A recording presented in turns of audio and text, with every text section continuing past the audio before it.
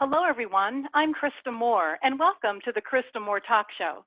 This is brought to you by K Coaching and ID Growth.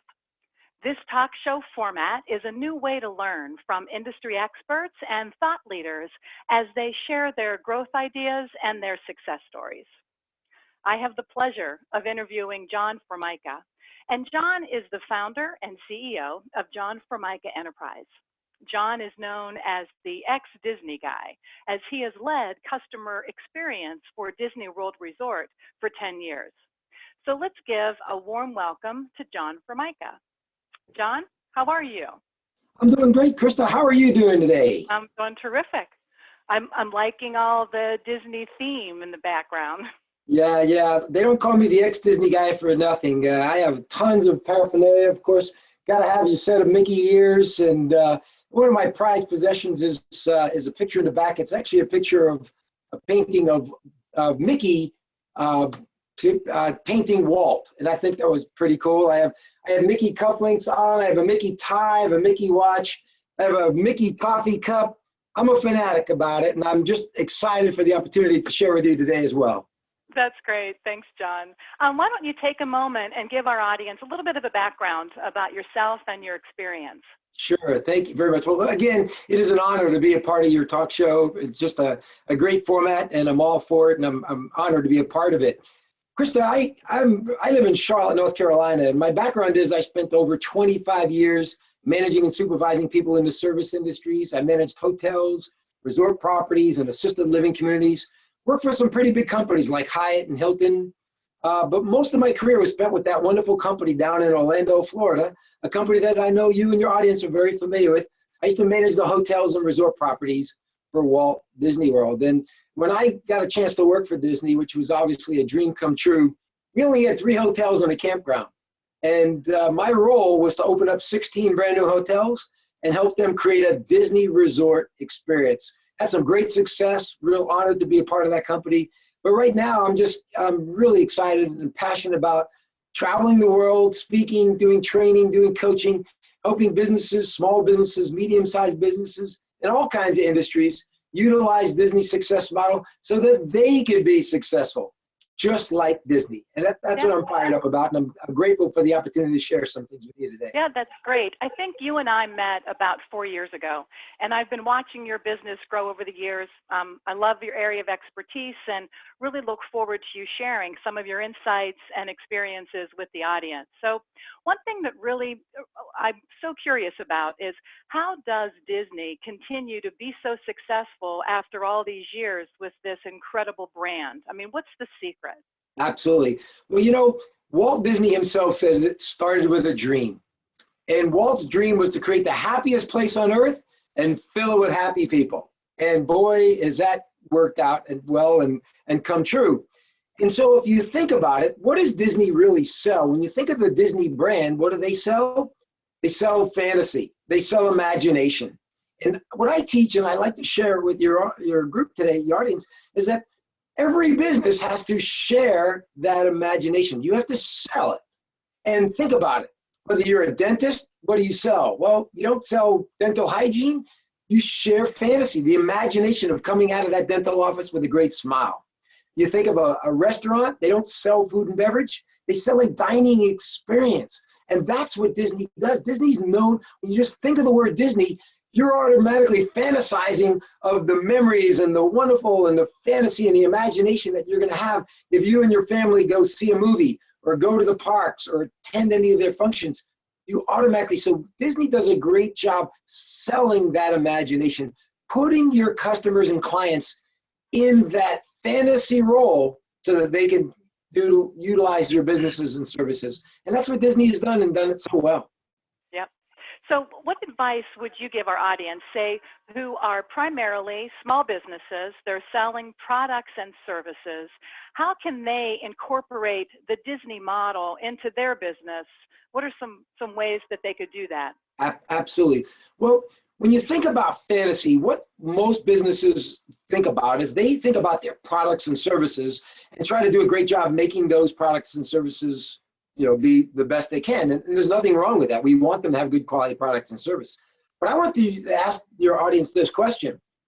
why are those products and services important? You know, what's the benefit? What's the why? And Disney's why is to make people happy. I mean, they have an incredible business model, but it boils down to one simple phrase, and that is make people happy. And everything Disney does is geared around making people happy. So if you think about your business, what's your why? What's your purpose? Why is that important? Not just focusing on the amenities and the services and all the things that you provide, which are important, but what's the why? What's so important? I'll give you a perfect example. I was working with a housing authority and in North Carolina, and you know their purpose obviously is to create affordable housing for so many people. And that when I asked them, what do you do? That's what they told me they did. And yeah, that's what you do, but why is it so important to what you do? And really we boil down to helping them understand is they provide hope and opportunity. And when you can create that purpose, that you know what you're trying to do, then you build your product and service around it. Make sure you touch upon that why, and that's what will help you sell that fantasy. And that's the secret behind any small business. Don't just focus on your product or service, which is important, but focus on why you do it and then fulfill that purpose. If you think of Disney's purpose, making people happy, well, guess what? When you go to Disney World, they have to make you happy. And so now you know what you're focusing on. You don't focus on just the food. You don't focus on the rides. You don't focus on the characters. You focus on making people happy, and that will make that fantasy come true for their customers. Yeah, you know, it sounds like you're creating a culture. You know, it's companies would have to actually change how they operate today and create a culture around that. That's right. And what about the people? How do people play into this? Well, you're absolutely right, Krista, when you talk about the culture, because Disney obviously has a great culture, but that culture is created by choice, not by chance. And it all starts with hiring the right people. And if you want to build a culture, most business owners, most leaders, you know what you want in a company. You know what you want to achieve. So the problem is you're the one that wants it, but your staff or the people that you bring on board, they may not want it as badly as you do. So you have to hire people that believe in what you do, believe in your why, believe in your purpose. Disney only hires people that want to make people happy. And it's amazing that that's what you do. And so I'll give you a perfect example about the hiring process. They hire people who believe in what Disney believes in. So they show a video before you even fill out an application of what the expectations are. They talk about the grooming guidelines and how strict they are, and that how you must meet those guidelines, and how the attention to detail, and you're going to work when other people play, and you're going to work weekends, and you may not even get Christmas Day off. And they talk about the expectations, and 15% of the people walk out and don't even fill out an application. Now, that doesn't mean they're bad people. It doesn't mean they're not going to be successful. But Disney says thank you, because what it does do is tell you that those people aren't the right people to build the culture around. And small businesses and entrepreneurs and solopreneurs, sometimes they just hire warm bodies. They just need people to run those shifts, and they don't really buy into that culture, and then they think they have to take a round peg and put it in a square hole, and they'll adapt to our culture. And we know how difficult that is. So it starts with the hiring process. Get the right people in your organization, and boy, let them go, because they'll help build that culture pretty quickly for you. You know, it's interesting you were talking about the hiring process. And I wonder if it's more difficult to change a culture than it is to go ahead and hire brand new people into the culture. What do you see when you're out there visiting businesses? I think a lot of people want to change the culture with the existing staff that they have. And so a business owner or a manager needs to sit back and says, who is on board? Who wants to come to work every day? Who wants to provide the product or service that we want to do? Who wants excellence versus who wants just average? In other words, who just wants a job? And I tell small businesses, never hire anybody that just wants a job, because then they just work for themselves. Hire people that believe in what you believe in. And I know in many organizations, there are good people like that. Start there and make sure that they know how much you appreciate the fact that they're part of that culture, that you want them to be the stepping stone to this new culture that we build.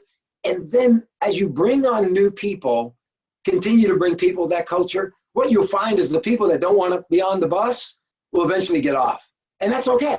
That's okay, because you can't try to change people's behavior. You can't change people to want to do a great job. They have to want to believe in it. So part of that hiring process is to do it. So I always try to slowly, let's build that culture by getting the right people on board.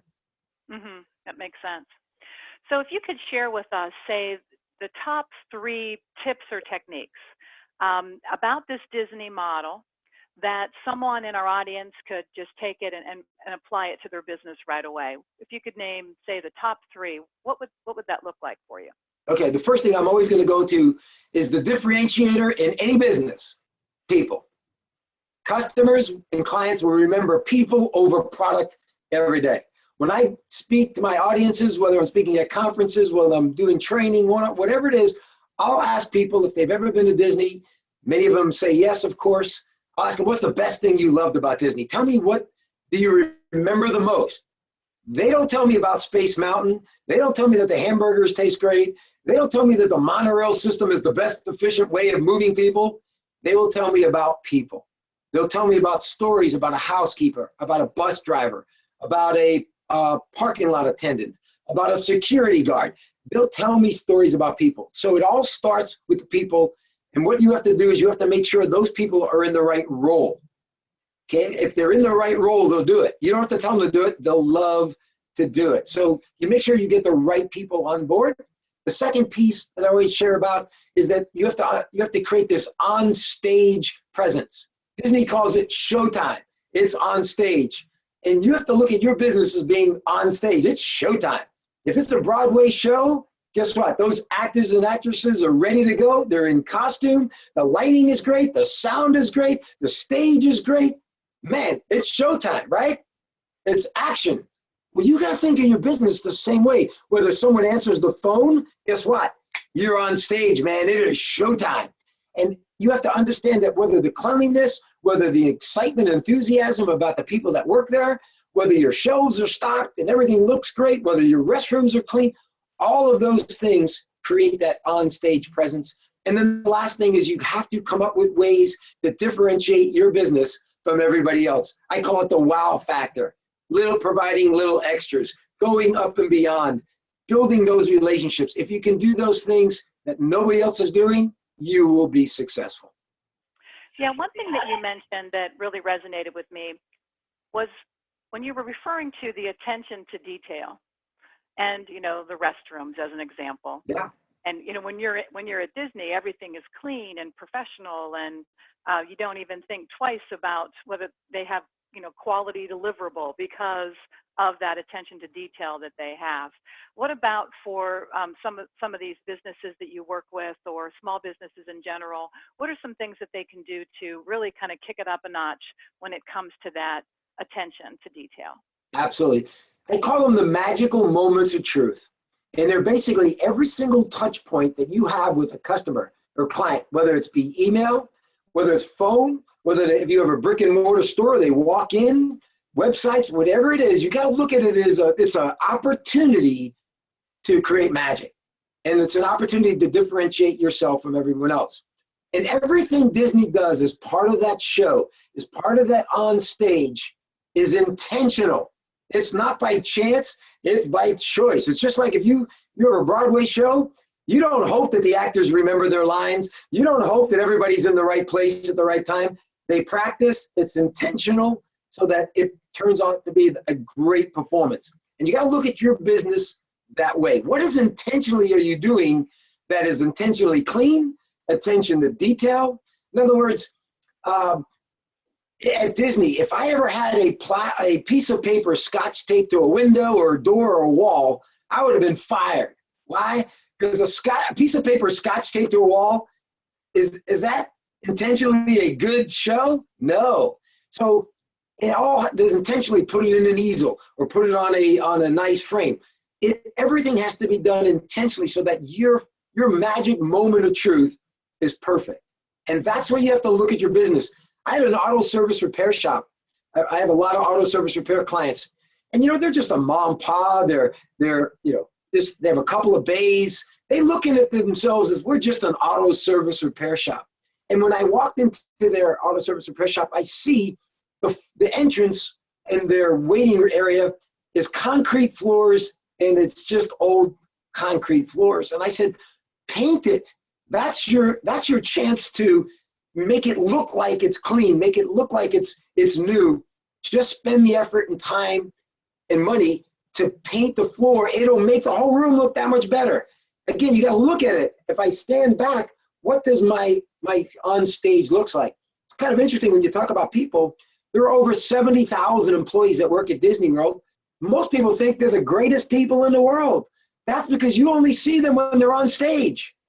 When you're off stage, they're doing anything they want. But when they are on stage, it is smiles. There's no cell phones. The full attention. I'm excited. I can't wait to do it. And that's the difference that every small business can do, because most people are not doing. Yeah, and when I'm thinking about a lot of the businesses on the line, it's that when that phone rings and you talked about on stage and having that mindset, but also it also brings to mind processes in general from a business perspective, from start to finish, that full customer cycle. There's so many people that touch that customer, and to ensure that that customer is receiving, the great experience, that magical moment of truth or whatever from each employee, that's not easy to do. No. I know you referred to exceeding expectations, but it's almost like the expectations need to be established so that everybody knows what they need to do to exceed them. That's right. Walt calls it storyboarding. So what you do is, if you're any small business or any kind of business, or even in a department of a company, whatever it might be, storyboard that customer experience. Look at every single possible touch point, whether it's a website, whether it's Facebook, then it's an email, then it's a phone call, then they come in, then they, what if the first person that greets them, what they do during the transaction, what do you say afterwards, how do you touch them way after, whatever it is to do. Every single one of those, what I love to do is I love to help evaluate those experiences, but more importantly, look at each one of those touch points, and I know you can make it more magical. I know you can exceed those expectations, and it doesn't cost a lot of money, but you can wow them, because I promise you your competition is not going to do that, and sometimes just this much more will make you the top of mind awareness in your business, in your community, in whatever business that you do. And so look at those and see what you can do. Is it just average, or can we make it better? And I know they can. Yeah, and when I hear exceeding expectations, it makes me think of really connecting with the customers on a more emotional level. Absolutely. And relationships are powerful. The relationships are really big, particularly in small businesses. I'm a big advocate. I have a big passion for helping small businesses. And really, like I said, the differentiator is people. I would much rather have a relationship with someone in a smaller business than no relationship in a big box store. And if you think about relationships, most of the people out there, if it's a female, they all have their hairdresser, right? Everybody has a favorite hairdresser. And if I ask them, they call them my hairdressers. And that hairdresser can move across the town 20 miles away. Guess what? They're still going. Why? Because they built a relationship. I'm sure they cut their hair, and I'm sure they do a good job, but there's a lot of people that can cut your hair. But once you build those relationships, you don't want to leave. And Krista, that's how you create loyalty. Most people focusing on getting new business, which is great, but what about the customers that you have? What are the relationships that you're building so that they don't want to leave? And you know what? You can even raise your prices. They'll still love you. And you don't need coupons. You don't need discounts. Just give them great value, build those relationships, word of mouth, they'll tell everybody. Man, that's how you build your business. Well, it's interesting because that's how Disney did it, right? Absolutely. They raised their prices. People still come back year over year, and then you bring your children whenever you were a child. Absolutely, because they keep fulfilling their promise by making people happy. And I worked at Disney, and there was one of the most difficult, toughest jobs I ever had, because trying to make people happy every day, whether you were a new person or it was your 50th time, you had to make them happy. And they expected more and they expected more. But that's the fun part. That's when the staff and everybody rallies around, what can we do today? Every time I came to work, I used to challenge my staff. What are we going to do today to make some magic? And boy, when you allow them to run with it, when you allow them to be empowered to do it, they will do it. And I loved it because we had created some great memories and some great stories. Yeah. So Walt Disney, as a man, he created all of this. And I believe he passed away in 1966 or somewhere around there, like 50 years ago. So it's 2016, and Disney's just awarded the strongest brand of any company. That tells me that there's something about leadership there and a legacy, and that has been able to be sustained through all these years. What type of leader did you see him to be? But you know, Krista, I was a huge fan of Walt Disney way before I even had an opportunity to work there. In fact, I did a book report on Walt Disney back in elementary school. I probably still have it because I just loved the man. And then when I got an opportunity to work there, I saw it. I saw it firsthand, the things that he put in place years ago. You know, Disneyland opened up in 1955. And, you know, Walt always had this incredible dream. And he talked about leadership is about dreaming what it is you want to achieve. And there's a story about his wife telling him, Walt, why on earth do you want to build Disneyland? I mean, again, they're thinking amusement parks, and they were dirty back then. They were rusty and carny characters, and they used to steal money from you and cheat and all this good stuff. And Walt's wife said, well, why on earth would you want to do that? Why would you want to build one of those? And Walt said, because mine's going to be different. And of course, Disneyland turned out to be different in Disney World. And Walt died in 1966, and Disney World opened up in 1971. I've had people, when I was there in the 80s and 90s, people said, it's a shame Walt never saw this. And I used to tell them, trust me, Walt's spirit is here. Because Walt inspired people. He was really, in reality, he was a terrible manager. Krista, he couldn't manage his way out of a paper bag. But he inspired people because he was a great communicator, and people just believed in what he believed in. And who didn't want to believe in what Walt did and be a part of that? And that's what the same thing when people want to work for Disney or people want to visit Disney. They all want to be a part of Disney's magic. And it starts with being a great communicator, but really having a big vision and actually believing that you can do it. Yeah, that's great. Thank you. Why don't you tell me what your biggest success story is in working with businesses to create that Disney-like experience in their company? Absolutely. You know, Krista, I was a huge sponge to the Disney model while I worked at Disney. I had some great success. Every hotel that I managed had the highest guest satisfaction ratings ever recorded in the history of the hotel. And in fact, it caught the eye of the Disney Institute. They wanted to know what the heck I was doing because they wanted to build a program called Customer Loyalty Disney Style, which I was able to help them do. But leaving Disney was not an easy choice. And because I loved them, I was so passionate about it. But we made some personal choices, my wife and I decided to take on a new challenge. And the challenge was this. I was asked to be the general manager of the largest convention hotel in the state of North Carolina. And it was a very challenged property. And it was the thing in my mind that caught me was, can I use Disney's model to make change, to create a new culture outside of the Disney structure? Can that work? And this hotel was so bad, Krista, was nicknamed the sock hotel. People say, well, what's a sock hotel? A sock hotel is a hotel that when you stay in the guest rooms, you don't take your socks off.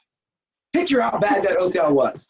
So although it was big and large, it was terrible.